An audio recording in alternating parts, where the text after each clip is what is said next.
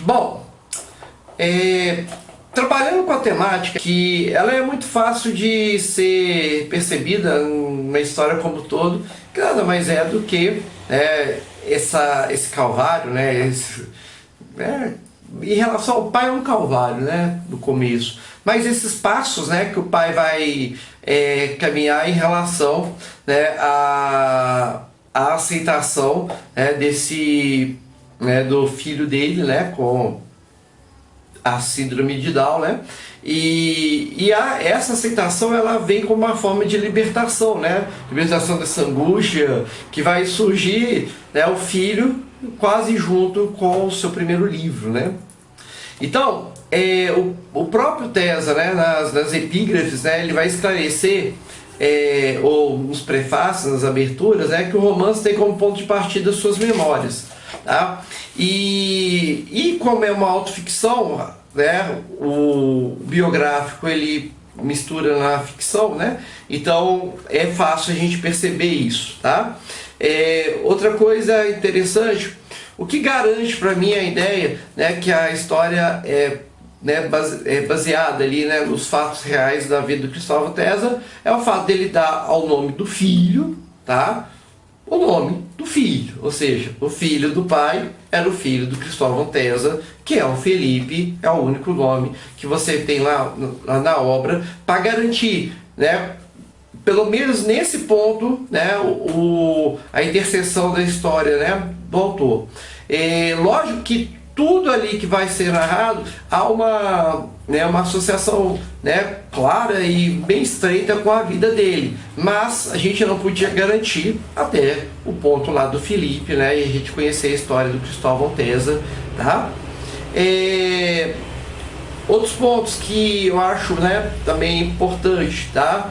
Eu falei já essa coragem, do Cristóvão Tesa, porque ele vai expor a sua família, expor a sua relação inicial com o filho, e o que é diferente, que você pensar do Brás Cubas, lá no Memórias Póstumas, que o Brás Cubas ele fala que vai fazer isso, mas ele já está morto, e o Cristóvão Tesa não, ele está vivo, mas eu acho que mais do que isso, tá? O livro ele é um desabafo, por tudo que ele passou, Quem diante,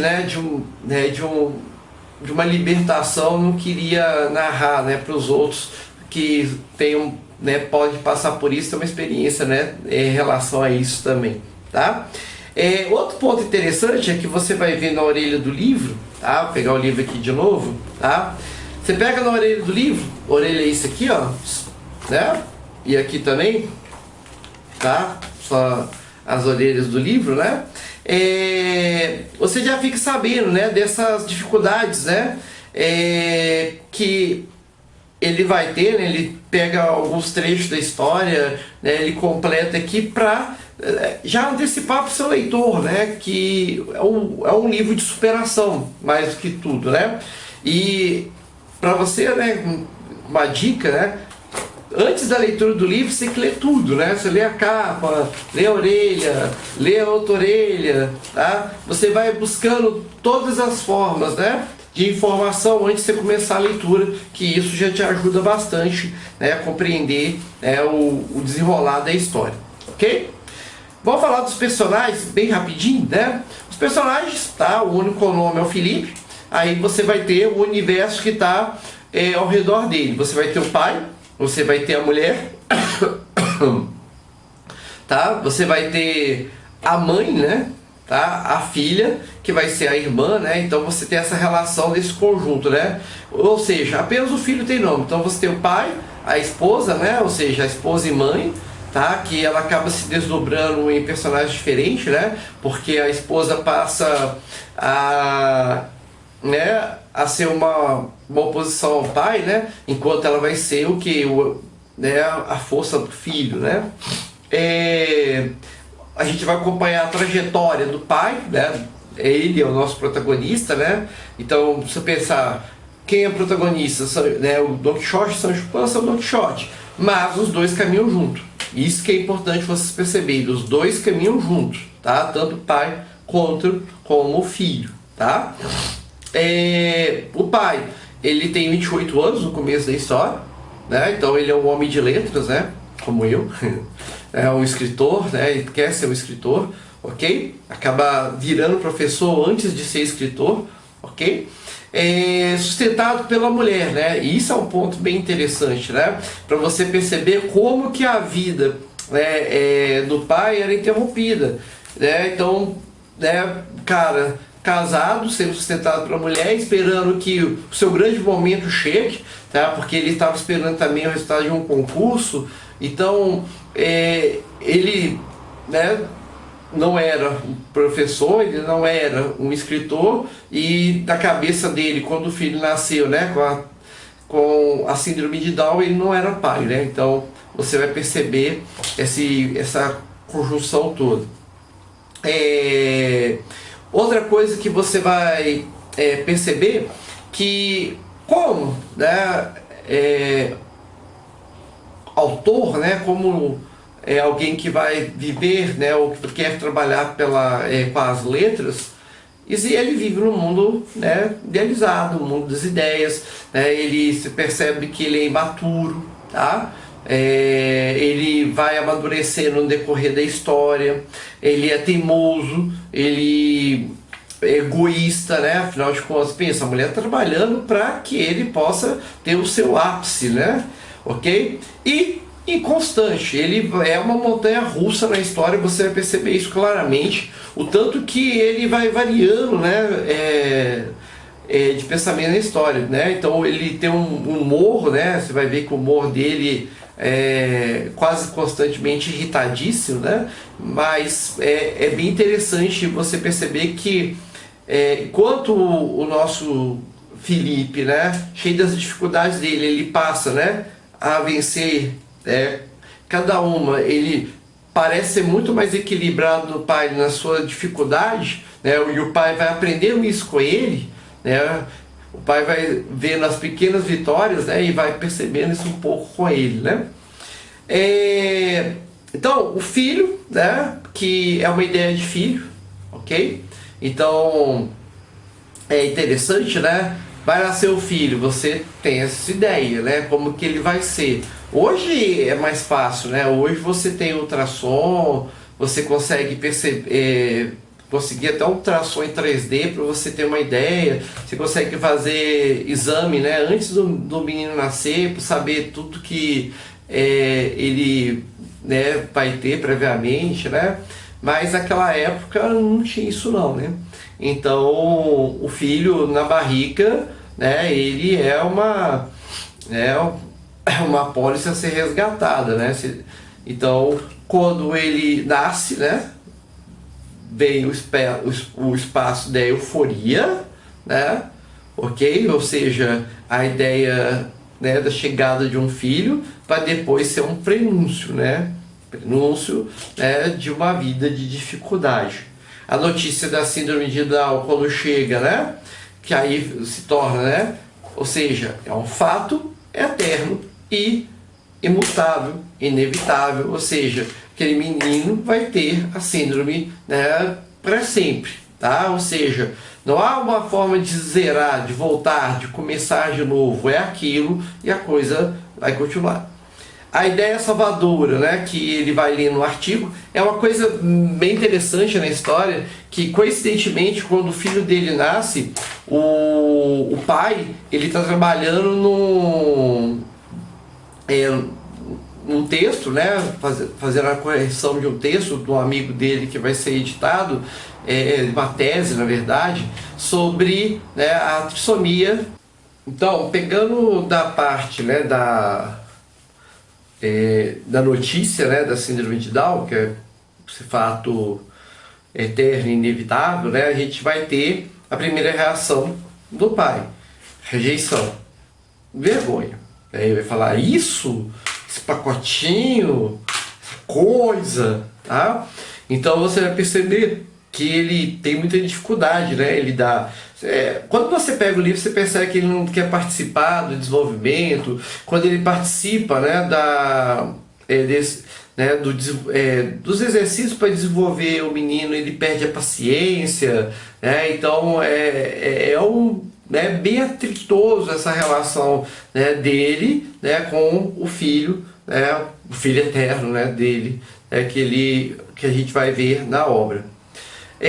Depois a gente vai ver a ideia salvadora, né, como é fácil perceber, ele estava coincidentemente revisando uma tese de um amigo dele que falava sobre, né, a síndrome de Down, né, ou a trissomia, né, do cromossomo 21, e ele lê lá, né, e vai lendo atentamente, porque agora ele tem um interesse maior, não é só pela questão do trabalho, mas o interesse dele agora vem, né, por esse fato agora da necessidade, né, da relação com o próprio filho dele, e aí ele percebe lá e vai ler que filhos, né, ou crianças, né, que nascem com síndrome de Down têm uma chance maior de morrer, né, de morrer ainda crianças, né? Então ele vê isso como uma ideia aparentemente libertadora. Volta naquele ponto interessante, né? Que como que o Cristóvão Tesa, né, ele tem coragem, né, para expor isso, né, numa obra, né? Então você percebe que é esse acerto de contas mesmo, né? O menino, tá? Que mais tarde, né, saberemos que é o Felipe, né? O filho, o nome do próprio filho do Cristóvão Tesa, né? É tratado como o pacotinho suspirante, a coisa, aquela criança horrível, esse simulacro de normalidade, ou seja, toda e qualquer, né, forma de nomear, né, que leva o narrador a concluir, né, que esse escritor é um pai sem filho e um escritor sem obra, né? Ok? Ao reler, né, um poema que o irmão dele vai trazer, né, da época que ele viveu em Portugal, que era um poema engajado, tá, que o irmão trouxe para ver se ele encorajava, se ele mudava a perspectiva, né, que é como diz no livro lá, né, escrito anos antes, né, numa pensão em Portugal em seus tempos de mochileiro, né, ele vai falar, né, de um simulacro de poesia. Ele vê, olha, essa poesia aí não quer dizer nada, porque isso é um simulacro. Simulacro é o quê? Uma imitação, uma simulação, né, de poesia. E é muito interessante como que os escritores começam. Pela poesia, né? Então, teoricamente, ele renegar a poesia está muito vinculado ao fato de ele estar renegando, né, o seu próprio filho nesse momento também. Os versos iniciais do poema dele eram assim, né? Nada do que não foi poderia ter sido, né? Então, que você pode pensar o filho que não foi, né? Então, ele não poderia ter sido, porque não foi, né? Então, o filho perfeito, o filho que caminharia junto com ele, né? Essas coisas todas, né? Mas que depois acaba caminhando, né? Que ele vai se descobrir, tá? Ele descreve a cena, né, do médico falando para eles, né, sobre o problema, né, do Felipe, a síndrome de Down, né? E ele fala que naquele momento, três estranhos em silêncio, né? Não há o que abraçar, né? Então, teoricamente, não há o que abraçar ali, né? Não se tem o abraço de parabéns, né? Não se tem a reticência, né? Aquele ar de, e agora, né? Ok? Então, vamos lá. Passando pela trajetória do pai, que é nosso ponto da narrativa mais importante, tá? Bom, a trajetória profissional, faculdade de letras, né, estudante de letras, ele formou e estava esperando, né, para ser chamado no concurso, que acaba sendo chamado depois, né, ele faz o mestrado dele e acaba virando professor universitário concursado. Trajetória literária. Ele abandona, né, a poesia da época que ele mochileiro em Portugal, a decisão pela prosa, né, livros escritos, né, e as várias tentativas, né, da recusa das editoras. E esse é um outro ponto, né, que a gente vê na obra dele, que é um ponto de desilusão dele, né? Porque os livros deles não são aceitos, né? Ele vai lá, tenta, né, escreve o livro, mas o livro ele é recusado pelas editoras, né? Como ele, né, estava recusando aquela ideia de filho, né? Ok? Aí a gente vai ter a persistência, né? Ele continuando insistindo até que ele consegue, enfim, publicar seu livro, e ele vai ter um princípio de reconhecimento, tá? E aí a gente vai ver que isso vai se dar mais pro final do livro. Então, o plano do passado. Há um momento de flashback que a gente fica sabendo do passado dele, né? Nos momentos aí dele, né? Como jovem. E a gente vai ver ele trabalhando, ele não se revelando, né, como vândalo, né, envolvido com drogas, grupo de teatro, né, ele fala muito da figura do guru dele, do grupo de teatro, né, que era uma figura importante, né, de inspiração para ele.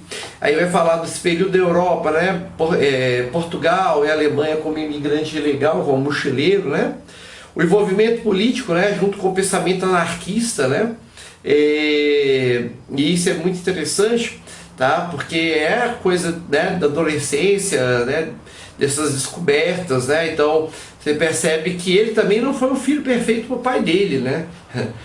Que é interessante isso, né? E o retorno para o Brasil, tá? E quando ele retorna para o Brasil, o pai dele, ele é um relojoeiro, né? Então isso, o cara que coloca as coisas todas em ordem, né? O cara que trabalha com o mecanismo, né, da perfeição, né? Então é o contraponto à própria figura, né, dele, né? Ou seja, em relação ao pai, né, dele, tá? Ele também era um filho, né, descaminhado, por assim dizer, né? Então e essa relação se volta, né, ele em relação ao filho, né, nessas expectativas. Você tem dois momentos, um conflito muito grande no pai. O pai não aceita as limitações da síndrome de Down. Ele quer um filho perfeito, ele tenta fazer com que as coisas com o filho dele sejam perfeitas. Então a gente vai ter esse contato, né, com a normalidade e esse desejo de normalidade que o filho vai ter. Então você vai ter esse histórico de recusas, né, de recusa pessoal, normalidade, né? Então é muito interessante. Ele evita sair com o filho, ele tem vergonha, ele acha que as pessoas todas estão olhando, né? Ele questiona, né, o exame, né, que confirmou, né, a síndrome de Down, e também o exame que não contrastou as cardiopatias, né? Ele achava, né, que era saída, né, para a libertação dele, ou seja, o filho tem um problema de coração, como era comum, né, com as crianças que sofrem da trissomia, né, do cromossomo 21. A busca por especialistas, programas de estimulação, né, tentando desenvolver o filho, né, para que o filho, acreditando que ele poderia fazer o filho ficar perfeito. E é uma passagem muito legal que eu vejo muito essa passagem dele com uma passagem da infância do Graciliano Ramos, quando o pai resolve tentar ensinar o filho a ler, e o pai na brutalidade dele, né? Então o pai da história do Cristóvão Teza, né, com o filho dele, síndrome de Down, né, ele é meio bruto com o filho, né, lembra muito com o pai do infância do Graciliano Ramos, tá? Aí você vai ter uma mudança de casa, né, eles vão se mudar porque ele vai trabalhar, essas coisas todas, e aí você vai ter uma nova gravidez, vai ter, né, o episódio do Fusca, né, que o filho não queria sair, aí ele vai, né, tirar esse filho com força, né, e faz um escândalo, e ele acaba ficando mais envergonhado ainda, que é um cabo de guerra entre o pai e o filho. O pai é brusco com o menino, né, ok? E depois, né, quando ele vira professor, ele muda para Florianópolis. Ele fazia, né, ali de volta, né, até que ele vai ficando e fica por lá. Durante 2 anos ele se afasta, né, do filho, né, para assim dizer. Bom,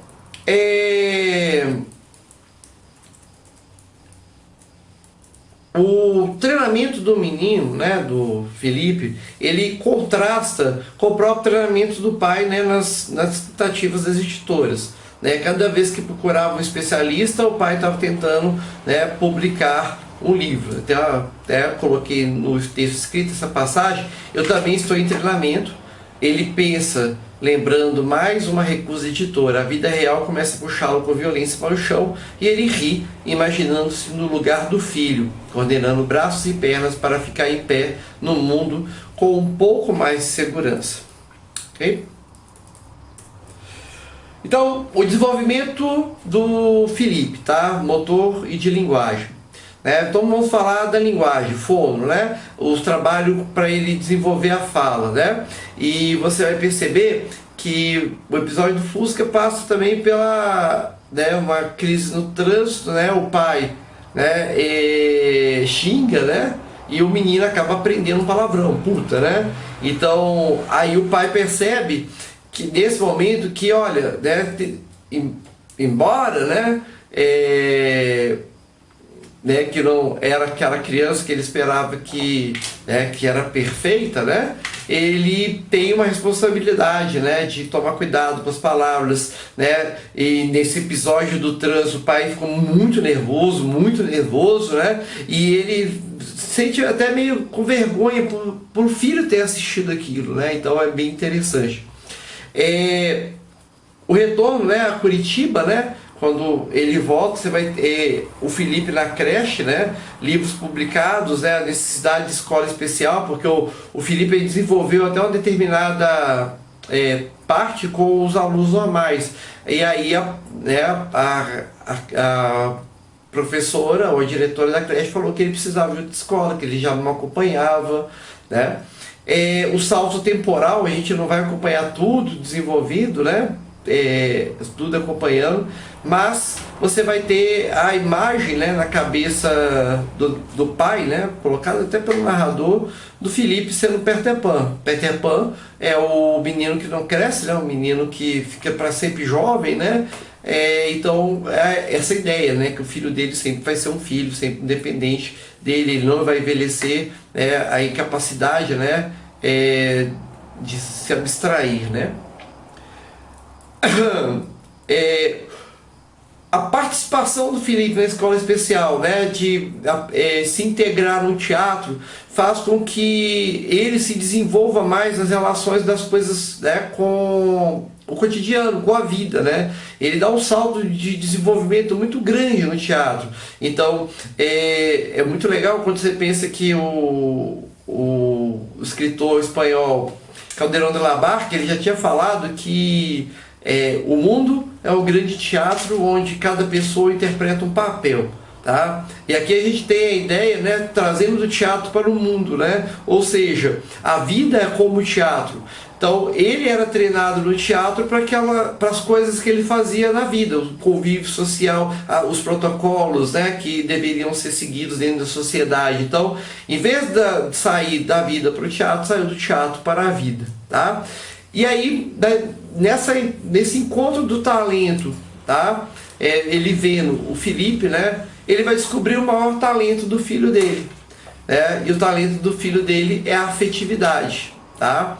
Então ele percebe que o Felipe é muito afetivo, né? É um menino muito carinhoso. E o pai, né, ele começa a perceber finalmente esse desenvolvimento do filho, tá? A partir dessas representações sociais, né, que o filho se esforça para cumprir, seguindo o papel deles, né? O filho passa a ir para a casa dele, passar dias com ele, né? Então ele começa a perceber que o filho está se esforçando, o filho está buscando, né? Então ele começa a se transformar também. Mas também percebe que, né, a rotina com o filho traz a ele o quê?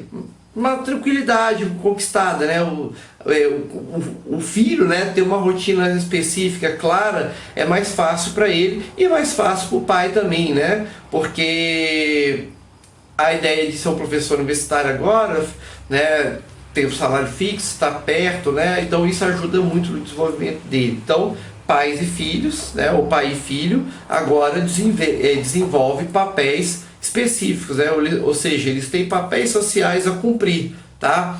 Então ele percebe nesse papel que ele tem a cumprir, ele que fica refletindo muito nisso, né, o papel social que ele tem que cumprir na universidade, com o papel, né, que o próprio Felipe tem que cumprir na vida dele.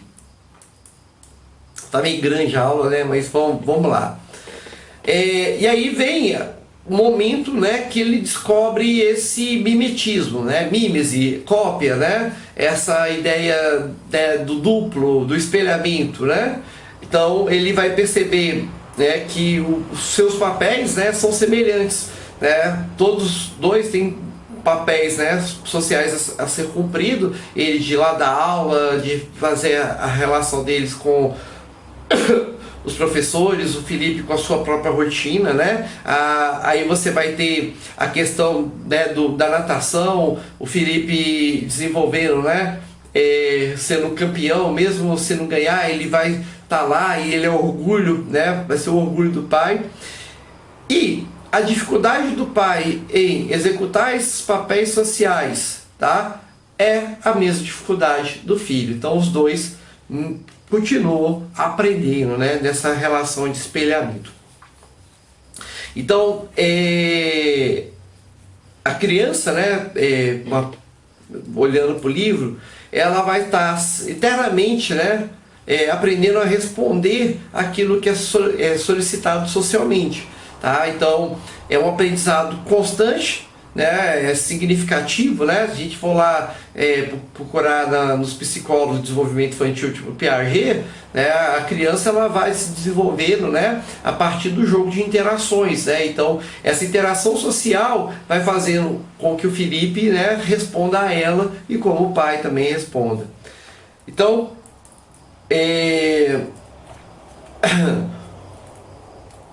então você vai ter nesse momento, né,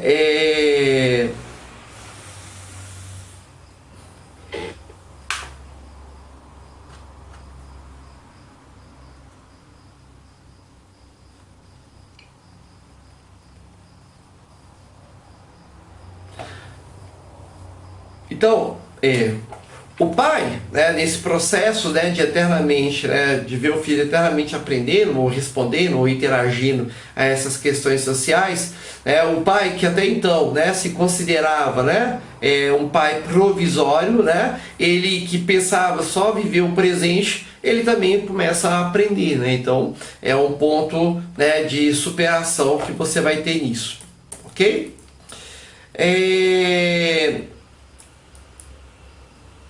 A educação, né, resgatando a educação do Felipe, é também em contrapartida da educação do pai, tá? É muito interessante porque o desenvolvimento de um vai ser o desenvolvimento do outro, o aprendizado de um vai ser o aprendizado do outro, e um aprendendo com o outro no processo de mímese e cópia, né, como a gente já havia falado. E aí chega o capítulo 20, que é um capítulo bem importante, porque é o capítulo que narra o desaparecimento do Felipe, tá? Né, o pai chega, né, em casa e o Felipe não estava lá, né? E ele começa a procurar, né, e de repente ele percebe, né, nessa ausência do Felipe, que o Felipe fazia falta para ele. Tá? Ele percebe que, né, nesse processo de fuga ele faz, né, uma recapitulação desde o nascimento do Felipe, né? Então ele diante da possibilidade, né, da perda do filho, tá? Ele né, sente uma falta, né? Ele não consegue, né? E aí você tem esse desabamento, né? Ele sente a solidão, né? A solidão, enfim, abate ele, tá? Então, assim, ele que achava, né, que era imune a isso, ele vai sentir solitário, né, nesse momento, na ausência do filho, e ele vai encontrar, né, o filho, né, que vai num jipe, né, que fica parado lá em frente à universidade, ele encontra o filho lá brincando de dirigir, né, imitando o pai, né, a ideia dessa mimes e desses, né, simulacro, tá? A trajetória, né, os passos do filho, né, o pai identifica algumas noções de qualidades, né, que associam essa ligação pelo futebol, tá? A primeira, né, é a noção de personalidade, né, onde você vai ter de lidar com a frustração, tá? Então o time perde, você vai ter que lidar, né, com a frustração. Então você tem essa primeira lição, ou primeira noção. Depois a noção de novidade, tá? Né, então, ou seja, nada, né, não é apenas o repetir, não mais apenas alguma coisa que já sabe o que vai repetir, né? É sempre algo novo, é sempre uma jogada nova, um lance novo, né? Implica socialização, né? Afinal de contas, se divide no estádio de futebol, né? Se divide com torcedores, então você classifica pessoas, né? Você vai perceber que é um universo, né, socializado ali, né, no futebol. Na outra, você tem a ideia do tempo, né, que é a duração de um torneio, a duração, né, do tempo da partida, né, isso também ele vai aprendendo com isso. A quinta, né, que é a ideia da alfabetização, porque o Felipe passa a cantar o hino, passa, né, na verdade, a aprender as letras, né, ele lembra as letras do time, né, lembra do novo jogador, então é capaz de distinguir, né, a maioria dos times, né, pelo nome, né, então ele vai digitar no computador. Então você tem essa ideia de alfabetização pelo futebol. E é o futebol que mais aproxima os dois, né, porque os dois têm um time em comum, né, então fez essa aproximação. Então o pai, ele já nos finalmente do livro, né, ele fala que a própria natureza é imprevisível, como um jogo de futebol, né? Então, mas cabe cada um de nós, e cabe ele, né, disputar, né, mais uma partida, né, e trabalhar com essa imprevisibilidade, ok? Então a gente tem no início esse pai amargo, né, esse pai ressentido, né, olhando para o filho, né, entre aspas, né, pelo texto, né, pelo como ele chama mongolode, que é o termo pejorativo, né, pois esse filho com síndrome de Down. E o término, o narrador confere a si, né, o pai, né, confere ao filho, né, o dom do jogo da vida, né, que liberta, né, e é também imprevisível, né. Então é bem interessante esse processo de amadurecimento, né, de maturação que os dois, né, vão ter, que só o tempo foi capaz de proporcionar, né? E o amor, né, só fica evidente no desaparecimento, né, do menino, né? Ok? Para a gente fechar aqui, né, essa aula, tá? A gente vai ter esse conflito, né? Essa ideia de superação, né? A superação do desequilíbrio emocional do pai. Mais do que superar as limitações do Felipe, é superar a questão do desequilíbrio emocional do pai, né? Através dessa relação carinhosa com o filho, com o futebol, né, que une os dois. Então, eu termino a aula escrita com isso aí. Quem é o filho eterno? Né? O Felipe, eternamente menino, né? Imerso na sua inocência canhestra, né?